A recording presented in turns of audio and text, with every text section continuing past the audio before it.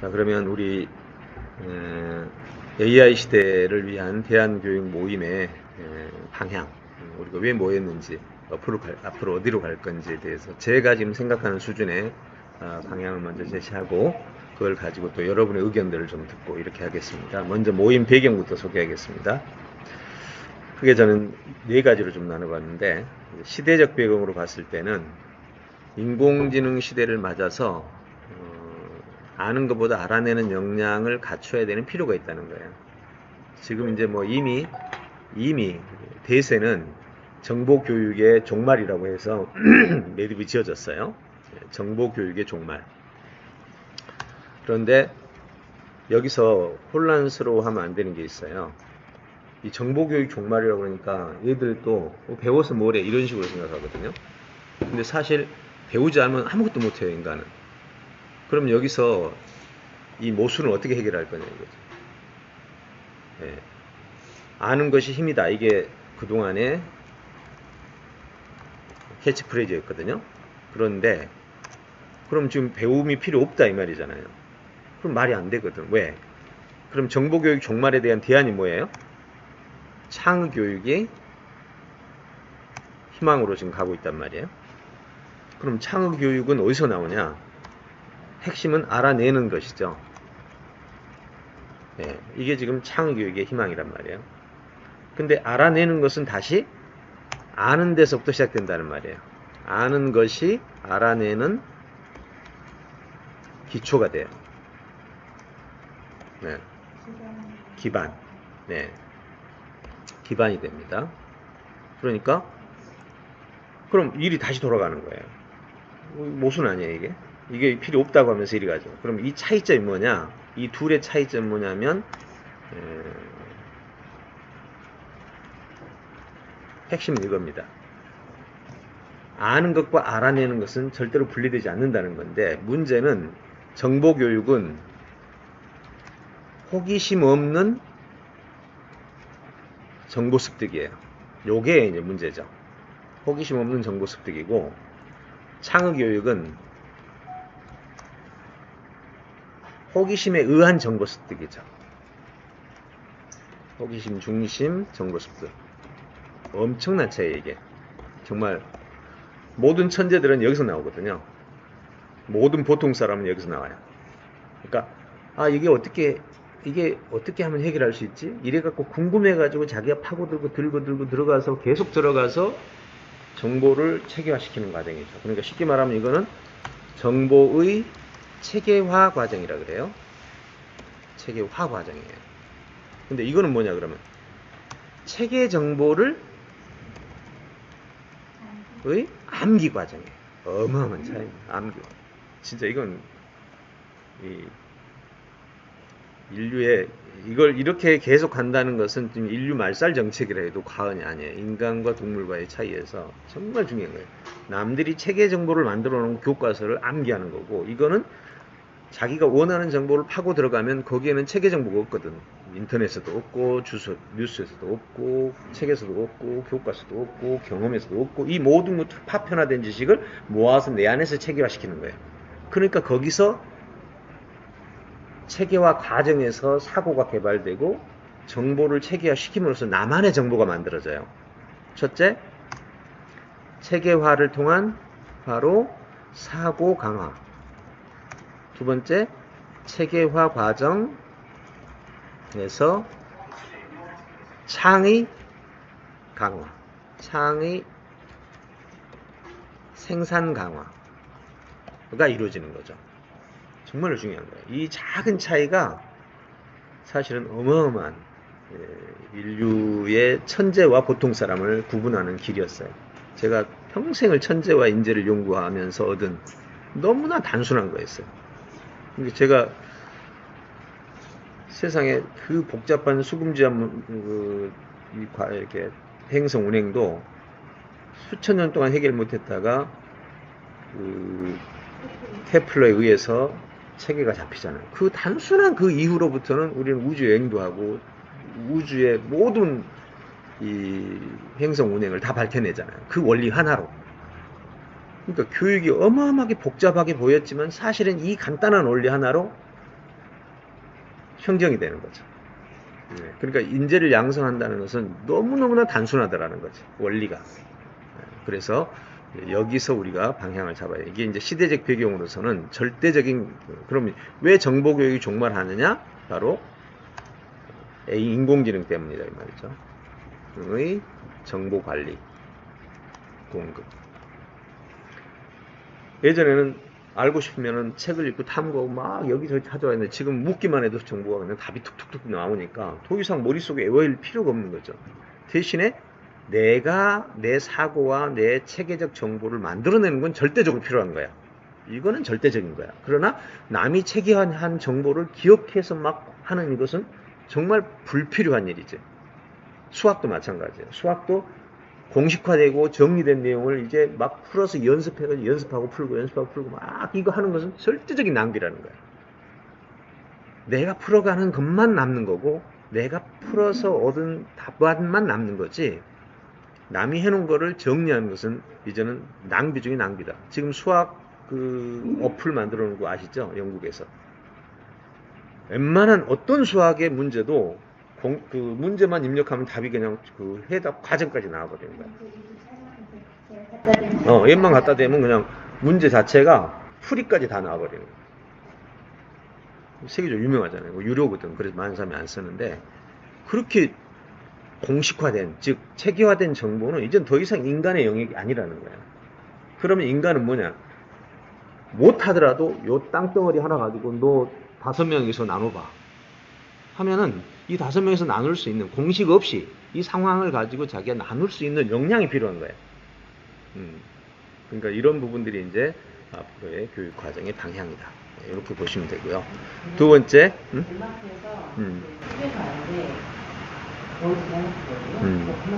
교육이 좋아서 근데 또 골반이 있어서 대학교 또 있더라고요. 네, 그래. 근데 오늘 수학은 어떻게 되냐면 이 함수가 기업에서 어떻게 쓰이는지 보여줘요. 그렇지. 대신 그 고등학생은 우리나라 중학교 시험을 못 풀어요. 못 풀어요, 당연히. 자기네들 막 회의를 해. 우리는 10분 만에 답이 나오는 거를 걔는 회의를 해가지고 그 집에 한 명이 답을 찾아내더라고요. 그런 노력하고. 그러니까 거기는 그렇게 하게 되면, 지금 우리가 수학을 100을 배운다면 양이 100이라면 그렇게 덴마크처럼 하게 되면 5도 못 배워, 양이. 네, 맞아요. 근데 중요한 건 밑에 쌓여있는 그 수학적 탐구 역량.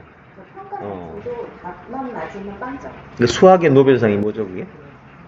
수학의 노벨상이라고 있잖아요. 그 무슨 상? 필즈상. 필즈상은 프랑스가 제일 많이 받더라고. 근데 프랑스는 우리에 비해서 수학을 정보적으로 본다면 30%도 못 배워. 근데 우리는 수학을 100% 배워놓고 필즈상은 하나도 안 나와. 그리고 거기는 30%밖에 안 배우는데 필즈상은 거기서 다 나와.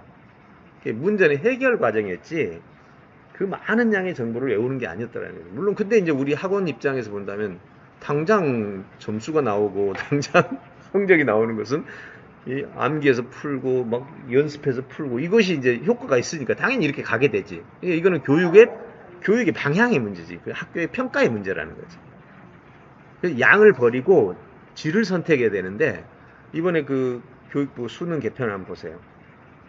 과학 양을 줄이고 탐구 역량을 강화하려고 양을 딱 줄였더니 그 관련 학회부터 시작해서 다 난리 법석을 떨어지고 다시 다 원위치 돌려놨잖아. 그럼 그 사람들은 왜 그럴까? 그렇게 배웠으니까. 미쳐버리지 진짜. 참 팔짝 뛴다니까 정말. 세상을 거꾸로 돌리고 있다고. 그래서 이런 부분이 바로 시대적 배경이라는 거예요. 그 다음에 두 번째, 역량적 배경은 정보를 암기하는 지식교에서 올리원이 돼야 돼. 그러니까 내가 연구하는 분야는 이 세상에 없는 분야여야 돼. 그래야 항상 내가 1등이지. 아무리 작더라도 내가 1등이 되는. 창의 역량 개발하기 위해서 추론형 목차 리딩 교육으로 지식과 창의 역량을 동시에 개발할 필요가 있다. 이게 지금 앞에서 말한 이 부분을 해결하는 방법이에요. 추론형이라는 것은 글 하나 읽는데도, 이제 요거는 다음에 설명할 때 해드릴게요. 목차만 딱 보고 머릿속에서 저자가 뭘 말할 것이다라는 걸 예측하고 가설이죠.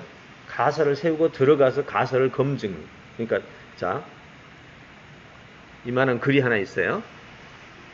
이만한 글이 있으면 읽기 전에 제목을 보고 이것은 뭘 말하려고 하는구나 라고 가설을 세워.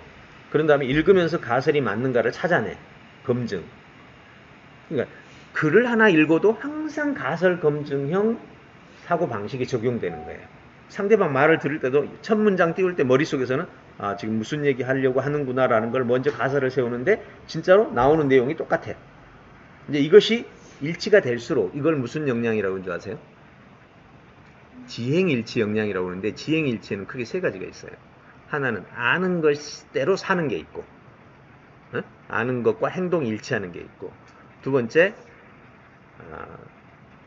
내가 아는 것 내가 머릿속에서 이렇게 하면 되겠다 이렇게 하면 되겠다 이걸 뭐 가설이라고 하죠. 가설을 세웠는데 그 가설이 현장에서 맞아지는 거야.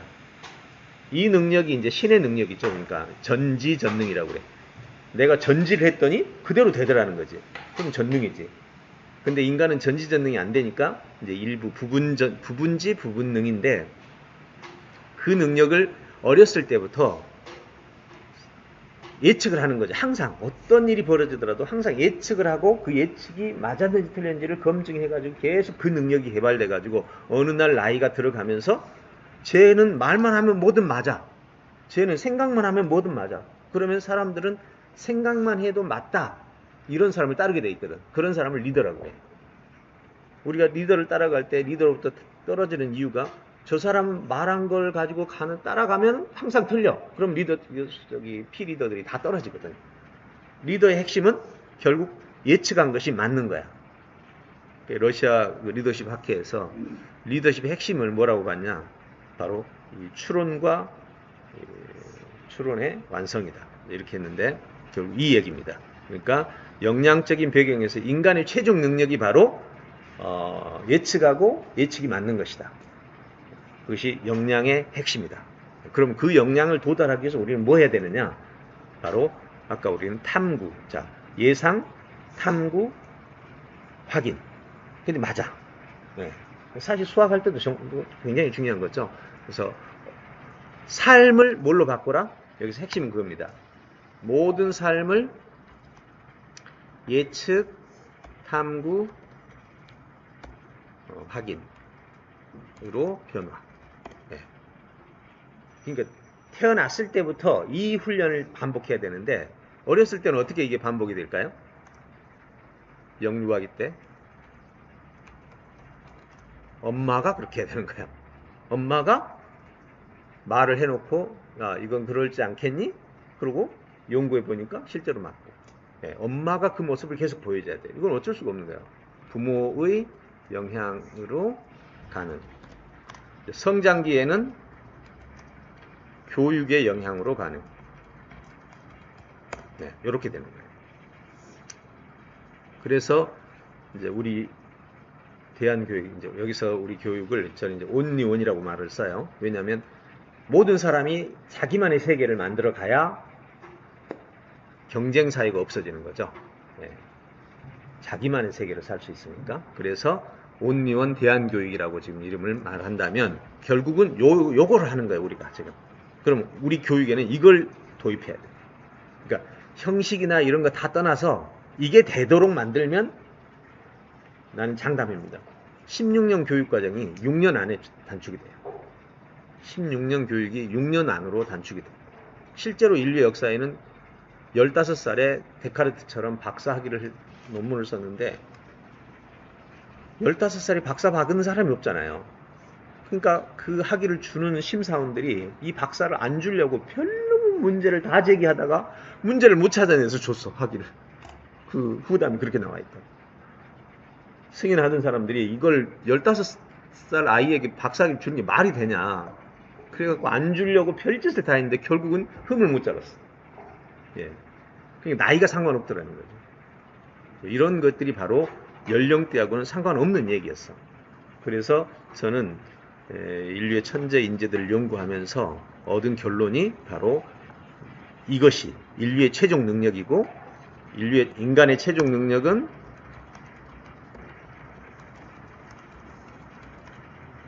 가설 검증 역량이다. 이건 데카르트가 우리나라는 방법 서설이라고 했죠. 원래 제목이 뭔지 아세요? 인간의 지능으로 이 세상의 문제를 해결하는 방법. 정확한 이름이 그거예요. 인간의 능력으로 이 세상의 문제를 해결하는 방법. 이게 우리나라에서는 방법서설이라고 제목을 아주 오래전에 그렇게 붙였는데, 이게 이제 인간 최종 능력이죠. 그러니까 뛰어나다라는 말은 앞으로 벌어질 일을 미리 알아내고 거기에 대응해서 해결을 하니까 당연히 리더가 되고 학자가 되고 모든 사람이 다 되는 거예요. 이 능력 하나가 마지막 능력이야.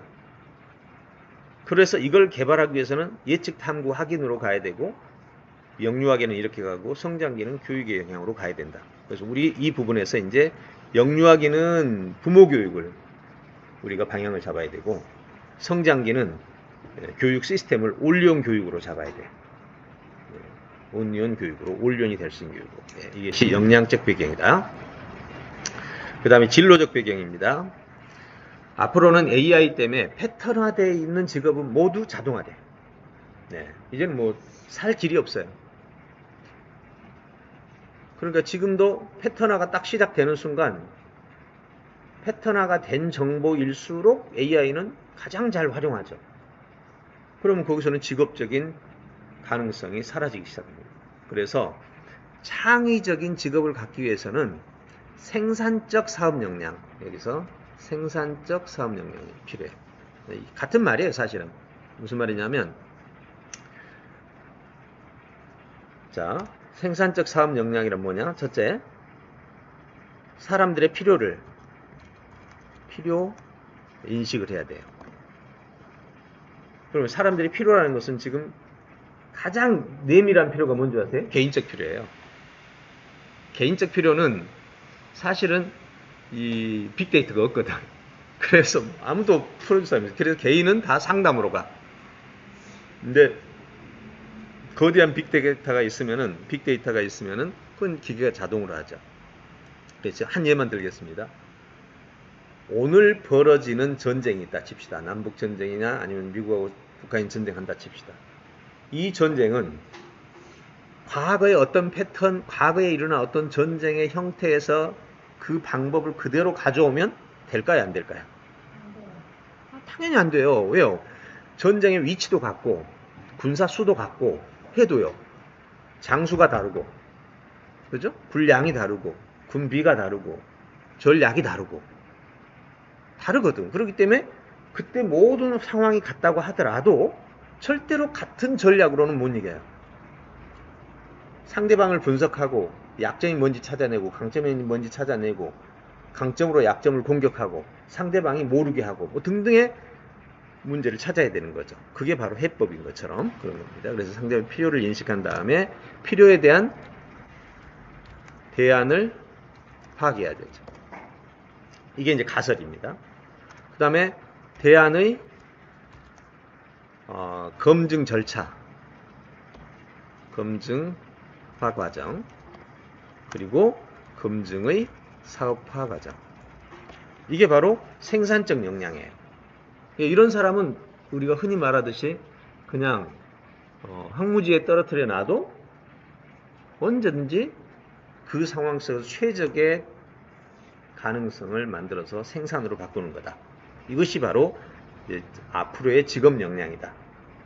그래서 지금 배우고 있는 학생들의 이 많은 그 공부하는 과정은 앞으로 갈수록 쓸모가 없어지는 거예요. 우리도 알잖아. 우리도 대학까지 졸업하고 나와서 자기가 배운 것들 거의 안 쓰고 딴 일들을 하는 사람이 지금도 얼마나 많아. 근데 앞으로는 거의 99%예요. 앞으로는. 지금 배우는 학생들은 가장 취약한 시대에 살고 있다고 하잖아요. 가장 취약한 시대에 살고 있어요. 우리도 그랬지만 지금 이제 더 심각한 상황이죠. 그래서 지금 이제 교육이 완전히 바뀌어야 되는데, 내가 이제 교육부 관계자들하고 이렇게 얘기를 많이 하잖아요. 정말 실제적인 현장에서 보면 교육부 관계자들이 다 알더라고. 모르는 게 아니더라고.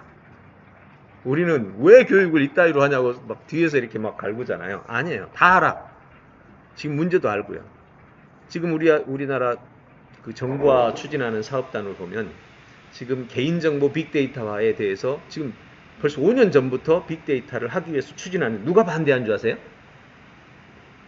이걸 정말로 이 빅데이터 제 개인정보를 풀어야만 우리에게 유익한데 이미 개인정보라는 게 틀에 박혀가지고 사는 일반인들이 반대. 비슷한 말이 뭔가 줄 아세요? 교회에 가면 목회자들이 하나님을 이렇게 섬겨야 된다고 막 해놓고 나서 목회자가 생각이 바뀌어. 목회자는 계속 배우니까. 예전에 했던 거에서 바뀌어. 그러니까 새로운 정보로 이제 예전에 했던 건 고치고 이건 버려야 된다 하면 누가 발목 잡아요? 성도들이 발목 잡아요. 그래서 목회자들, 저도 이제 목회자니까 목회자들끼리 만나면 제일 큰 이야기가 뭔지 아세요? 우리가 가르쳐 놓고 우리가 지금 아무것도 못하는 거야. 예. 이단을 누가 만든 줄 아세요? 이 성도들이 만들어. 야, 정말 한계를. 예. 그 안에서의 또 저기가 생겨서 그래요? 권력이? 성도들은 단순하기 때문에 일단 배운 걸로 평가를 하잖아. 국민이 버리는 왕이 될 수가 없잖아요. 실제로 교회는 권력 구조가 목사가 가지고 있다고 하지만 마지막은 성도들이 따라주지 않으면 아무것도 못하거든. 국민이 따라주면 아무것도 못해. 국민이 아니라 그러면 이제 이거는 자기가 아는 거를 새롭게 발견한 거를 가르치지를 못해. 그래서 교회 안에서는 상당히 이게 다 그런 건 아니지만 상당히 새로운 걸 발견한 사람들이 이단이 되는 경우가 많아. 왜냐하면 기존에 있는 사람들이 못 받아들이니까. 그러니까 그런 현상이 곳곳에서 지금 발생하는 거예요. 이게 교회뿐만 아니라 교육부에도 똑같아요. 제가 우리 송장 학사가 새로운 그 영역을 완전히 전국에서 제일 앞서 있잖아요. 근데 그 교육부 회의나 교육부 장관, 국장들 회의에 갔다 와서 얘기를 하는 거 보면 문제는 제일 잘 알아. 근데 해법이 없다는 거야. 왜? 시스템이 이미 그렇게 돌아가가지고 바꿀 수가 없어. 지금 현재 가장 큰 문제가 뭔지 아세요? 교육에 바꾸지 못하는 가장 큰 문제는 교사들을 먹여 살리는 문제예요. 그러니까 시스템을 바꾸면 교사들을 버려야 되는데 버릴 수가 없잖아, 법이. 그러니까 이 교사들을 먹여 살리기 위해서 학생들을 배치해야 되는 거예요. 지금 교사들의 반절을 잘라내야 교육이 쉬워져. 3분의 1만 있어도 교육이 되거든요. 교사가 많다는 말은 학생들의 탐구가 안 된다는 거야. 교사는 가르치려고 들고 관리하려고 들거든. 근데 관리와 가르침이 없어져야 탐구를 하거든. 그게 뭐 아무것도 못하는 거야 지금. 그래서 내가 지금 여기서 이제 우리 대안학교 쪽으로 어떻게 갈 거냐면 교사가 없거나 아니면 교사가 아예 가이드 역할만 하거나. 이미 이거는 10여 년, 20년 전에 미국에서는 가이드로 교사를 바꿨거든. 교사를 가이드로 바꾸니까 그 학생들은 탐구 역량이 커지는데 교사를 티처로 만들어 놓은 그 학교는 죽도록 노력해도 안 되는 거야.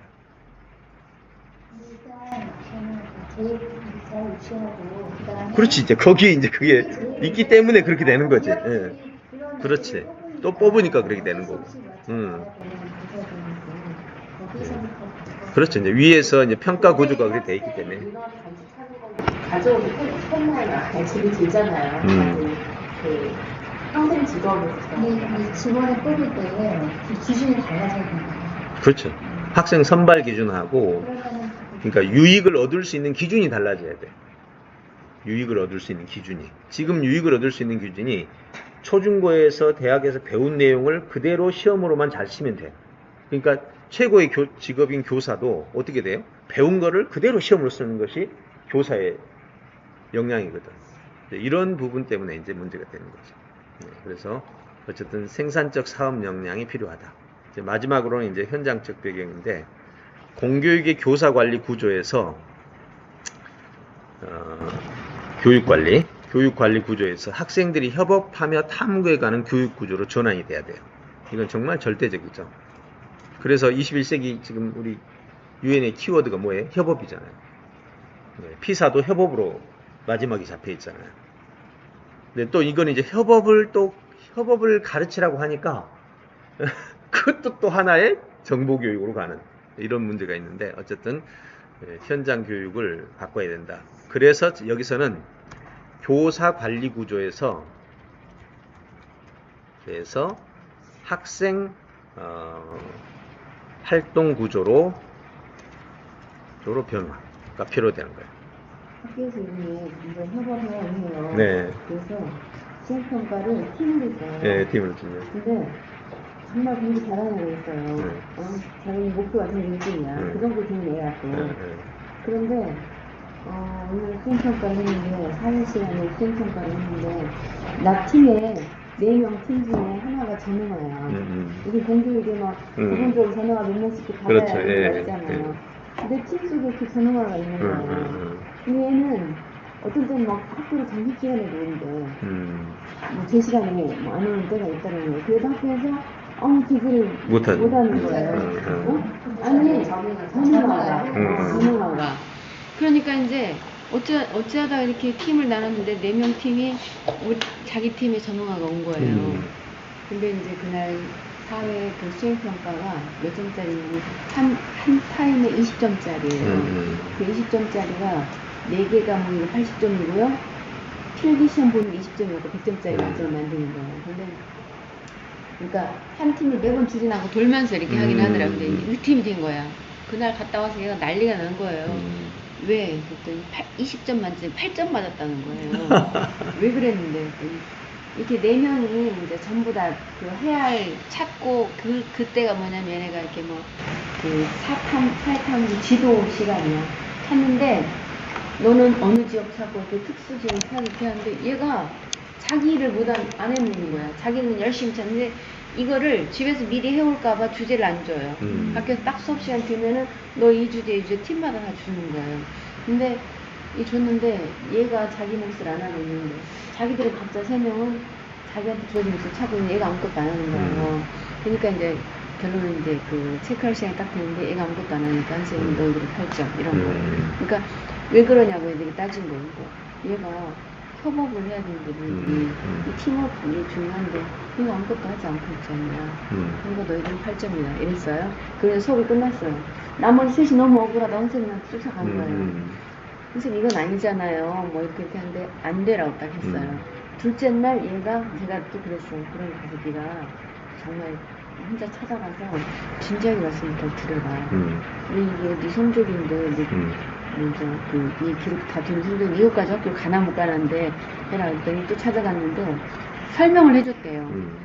얘네 팀이고 협업을 해야 되는데 얘가 그런 거를 전능화라는 게 인지했다고 한다면 미리 얘한테 같이 공부도 시키고 할 수 있는 능력을 만들어줘야 되지 않겠냐. 이게 협업 아니냐. 그래서 얘는 8점밖에 줄 수가 없다. 이렇게 했대요. 그래서 한 번만 더 찾아오면 지금부터 얘가 마이너스 점씩 거기다 더 마이너스 할 것이다. 그러니까 오지 마라. 이렇게 했다는데 저도 그랬어요. 야, 그 선생님 말씀이 틀린 말씀은 아니다. 왜? 너희들이 이미 그 아이가 부족하다는 걸 알았다고 한다면 부족한 아이가 내 팀이 됐다면 주제 딱 줬다면 걔 거를 너희들이 같이 하든지 너희들 거 하면서 걔 걸 도와주면서 하든지 했어야 하는데 너희들 것만 한다고 얘 그냥 가만히 놔뒀지 않았냐. 그러니까 쟤는 그냥 난 안 해. 뭐 이게 되는 거니까 못 한다고. 그래서 걔가 점수를 맞지 못했어요. 나머지는 거의 다 만점이 나왔어요.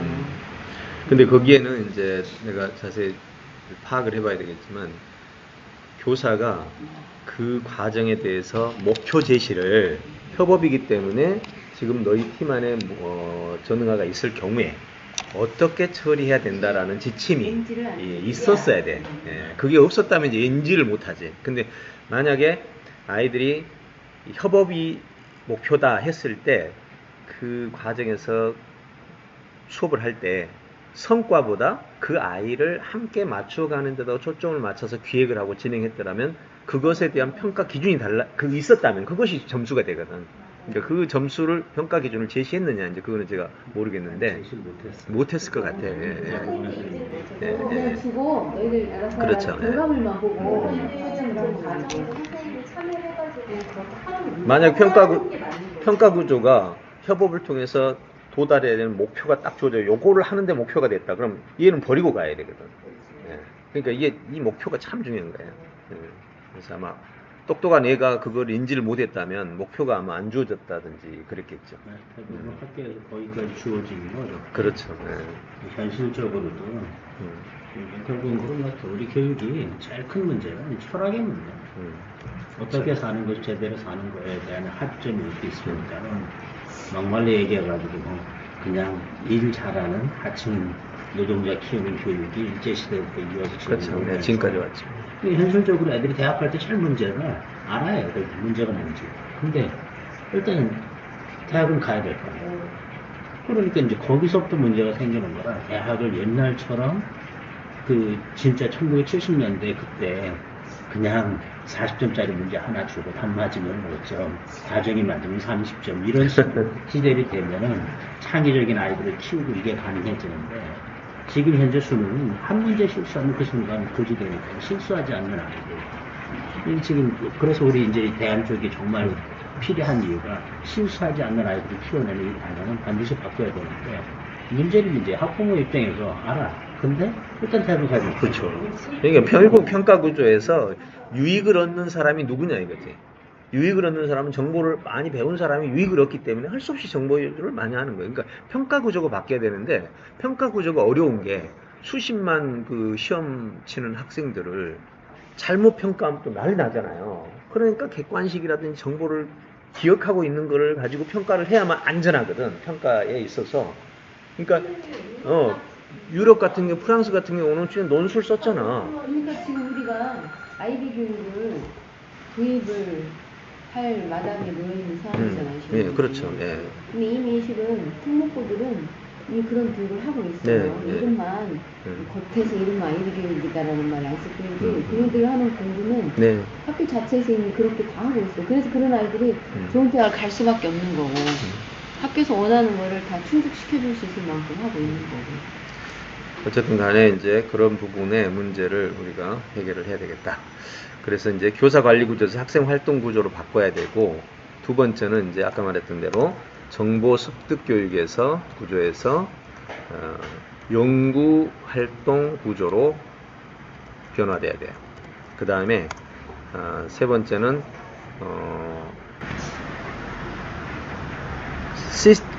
그러니까 우리가 지금 현재 학교를 가보면 시스템을 운영하느라고 너무 많은 자금이 들어가. 예. 사실 위대한 스승 밑에 제자는 돈 하나도 안 들고 같이 다니면서 위대한 스승 제자 되거든요. 근데 지금은 어마어마한 교육도 막 건물, 그 다음에 인적 자원, 막 돈이 어마어마하게 들어가는데 교육 효과는 없어. 그래서 이것을 우리는 이제 시스템 그 교육 중심에서 시스템 교육에서